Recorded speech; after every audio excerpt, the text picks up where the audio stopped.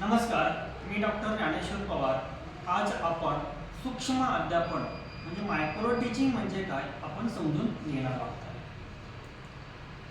सूक्ष्म अध्यापन म्हणजे काय हे समजून घ्यायचं असेल तर प्रथमतः शिक्षणशास्त्रामध्ये 1879 ला जर्मनी येथील लायप्झिग या विद्यापीठामध्ये विल्यम वुंट यांनी पहिली मानसशास्त्राची प्रयोगशाळा सुरू झालेली आहे. तेव्हापासून विविध प्रयोग सुरू झाले. मग ते अध्यापन कसं असावं, अध्ययन कसं असावं, अध्ययन चांगलं होण्यासाठी कोणत्या आपण सुधारणा केल्या पाहिजे, अध्यापनामध्ये विविध कोणत्या अध्यापनाच्या पद्धती आणल्या पाहिजे याचं मंथन सुरू झालं. आणि ह्यामधूनच अमेरिकेमध्ये 1960 ते 1980च्या दशकामध्ये स्टॅनफोर्ड विद्यापीठामध्ये डॉक्टर ॲलन व त्यांच्या सहकार्याने सूक्ष्म अध्यापनाचा विकास केलेला आहे. आता ह्या सूक्ष्म अध्यापनाची संकल्पना जर आपण समजून घ्यायची असेल, सूक्ष्म म्हणजे काय तर आपण विज्ञानासारखा अर्थ आपण घ्यायचा नाही. जसं की उदाहरणार्थ डोळ्याला न दिसणारा म्हणजे सूक्ष्म. सूक्ष्म म्हणजे काय तर एकदम लहान घटक घेऊन केलेलं अध्यापन म्हणजे सूक्ष्म अध्यापन होय. एक थोडक्यात अशी आपल्याला संकल्पना या सूक्ष्म अध्यापनाची सांगता येऊ शकेल. आता डॉक्टर ॲलन यांनी खूप छान अशी व्याख्या सूक्ष्म अध्यापनाची केलेली आहे. विशिष्ट अध्यापन वर्तनावर लक्ष केंद्रित करून नियंत्रित वातावरणात केलेला अध्यापन सराव म्हणजे सूक्ष्म अध्यापन. म्हणजे आपल्या नियंत्रित वातावरण करावं लागणार आहे, छोटा गट करायचा आहे, छोटा पाठ्यगट घ्यायचा आहे आणि मग आपल्या वर्ग अध्यापन करावं असं डॉक्टर ॲलन यांचं मत आहे असं दिसून येत आहे. मग ते सूक्ष्म अध्यापनामध्ये डॉक्टर ॲलन यांनी खूप छान सांगितलंय बघा की वेळ हा कमी असणार आहे. वेळ किती असणार आहे सूक्ष्म अध्यापनामध्ये? फक्त 5 मिनिटं वेळ असणार आहे. विद्यार्थी संख्या ही 10 ते 20 असणार आहे. कौशल्य फक्त आपण एकच शिकणार आहोत. आशय आपला लहान असणार आहे आणि विशेष म्हणजे उद्दिष्ट सुद्धा आपलं एकच असणार आहे. आणि सूक्ष्म अध्यापनामध्ये कौशल्याला सुधारणा असणार आहे, वाव असणार आहे. पाठीमागे बसलेले आपल्या समोरचे विद्यार्थी असतील किंवा प्राध्यापक असेल हे आपल्याला प्रत्याभरण देणार आहे आणि सूक्ष्म अध्यापनाची क्रिया ही आपली सतत चालू राहणार आहे. मग या सूक्ष्म अध्यापनाचे काही टप्पे डॉक्टर ॲलन यांनी सांगितलेले आहेत. ह्या टप्प्यानुसार आपल्याला कार्य करायचं आहे. त्यातला पहिला टप्पा त्यांनी खूप छान सांगितला की सुरुवातीला आपण काय करणार आहोत, अध्यापन कौशल्याची माहिती घेणार. त्यानंतर कौशल्य पाठाचं प्रात्यक्षिक म्हणजे डेमो तुम्हाला देणार आहोत. डेमो दिल्यानंतर आपण पहिलं पाठ नियोजन करणार. त्यानंतर आपण प्रत्यक्ष वर्गामध्ये येणार, गटामध्ये बसणार आणि मग आपण अध्यापन करणार. जे मी अध्यापन केलं आहे या अध्यापनावरती आपल्याला विद्यार्थ्यांकडून फीडबॅक मिळणार आहे व नंतर त्या फीडबॅकवर आधारित आपण दुसरं अध्यापन ज्याला की आपण रीटीच असं आपण म्हणतो की आपण करणार आहोत. त्यानंतर पुन्हा आपल्याला प्रत्याभरण मिळणार आहे. असं 8 टप्प्यामध्ये आपलं सूक्ष्म अध्यापनाची कार्यशाळा ही असणार आहे. हे जसं की समजा उदाहरण तुम्ही आणखी एकदा रिकॉल करतो की आपण प्लॅनिंग करणार, त्यानंतर टीचिंग करणार, नंतर फीडबॅक भेटणार, नंतर पुन्हा रिप्लॅनिंग करणार, पुन्हा रीटीचिंग करणार आणि रीफीडबॅक असं आपलं मायक्रो टीचिंगचं आपलं सर्कल. हे सूक्ष्म अध्यापन मध्ये विविध कौशल्य आहेत. मग यामध्ये प्रश्न कौशल्य, फलकलेखन कौशल्य, प्रस्तावना कौशल्य ज्याला आपण संहिता प्रवर्तन कौशल्य असं म्हणतो, चेतक बदल कौशल्य, स्पष्टीकरण कौशल्य आणि शैक्षणिक साहित्याचा उपयोग अशी अनेक कौशल्य ही आपल्याला आत्मसात करावी लागतात. तेव्हाच आपलं वर्ग अध्यापन हे परिणामकारक होऊ शकतं.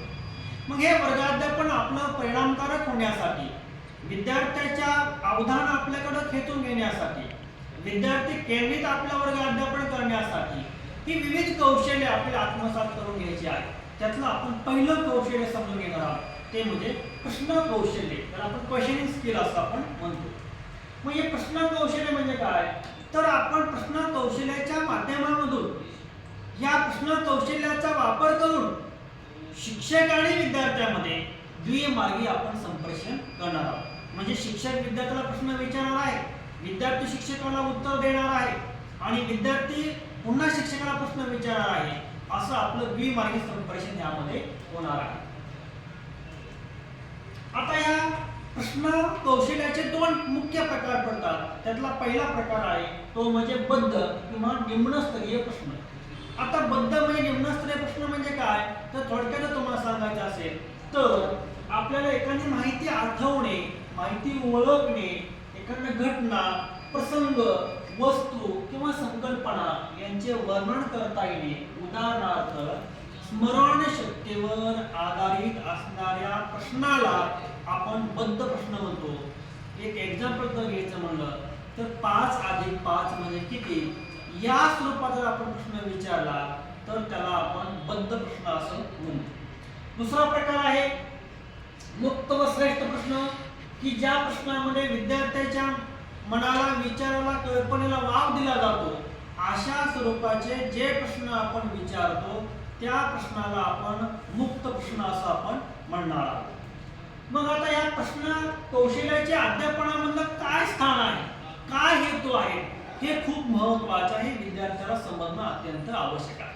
कारण या प्रश्न कौशल्याच्या अध्यापनामधला हेतू जर आपण पाहिले तर काय होतं, तर विद्यार्थ्याचं अवधान टिकून राहतं, साहचर्य प्रस्थापित होतं, समस्या निराकरण होतं. ज्या विद्यार्थ्याच्या मनामध्ये आलेल्या समस्या आहेत त्या, एखादा हेतू साध्य झाला का नाही हे जर पाहायचं असेल तर आपल्याला वर्ग अध्यापनामध्ये प्रश्नही विचारावे लागतात.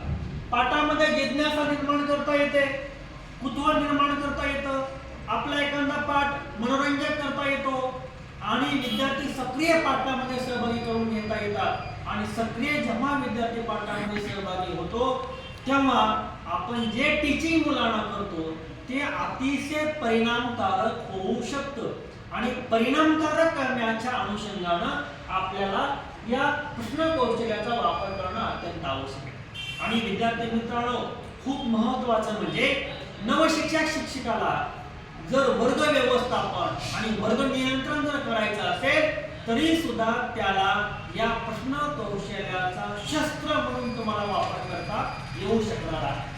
त्यासोबतच पाठामध्ये अभिरुची निर्माण करता येऊ शकते, पाठामध्ये कृतीक सहभाग घेता येऊ शकतो, पाठामधून आपल्याला नवनिर्माण क्षमता सुद्धा करता येऊ शकते.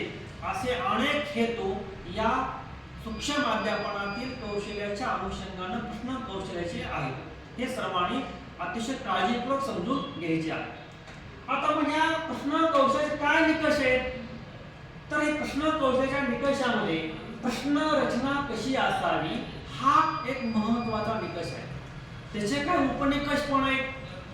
त्यातला पहिला निकष आहे की आपण जे प्रश्न विद्यार्थ्यांना विचारतो हे विचारलेले प्रश्न हे व्याकरण दृष्ट्या निर्दोष असावे लागतात. त्यासोबतच प्रश्नचिन्ह कोठे द्यावे, शब्दाचा विवेकरण कसा असावा व विषय ज्ञान दृष्ट्या सुद्धा हा एखादा प्रश्न. आता यामध्ये प्रश्न कौशल्याचे आणखी कोणते निकष आहेत. संक्षिप्तता आहे, म्हणजे आपण प्रश्न विचारताना प्रश्नाची रचना तयार करताना अनावश्यक शब्द आपण टाकायचा नाही. तो प्रश्न विचारला जो आहे तो पाठ्यांशाशी संबंधित आहे का याची सुद्धा आपण काळजी घ्यायची आहे.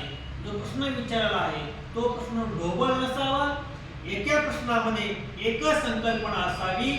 या निकषांचा वापर करून आपण काय करायचे आहे, प्रश्नाची रचना ही तयार करणं अत्यंत आवश्यक आहे. मग या प्रश्न कौशल्याच्या अनुषंगाने हे प्रश्न तयार करणारे निकष आले. मग प्रश्न कसे विचारावे ह्याचे पण निकष आहेत. उदाहरणार्थ योग्य गतीने विचारावा. किती गती असावी, समोर बसलेला विद्यार्थी हा कोणत्या वयोगटामधला आहे त्या वयोगटानुसार आपण काय केलं पाहिजे, आपल्या प्रश्न विचारण्याची गती आपण ठेवणं अत्यंत आवश्यक आहे.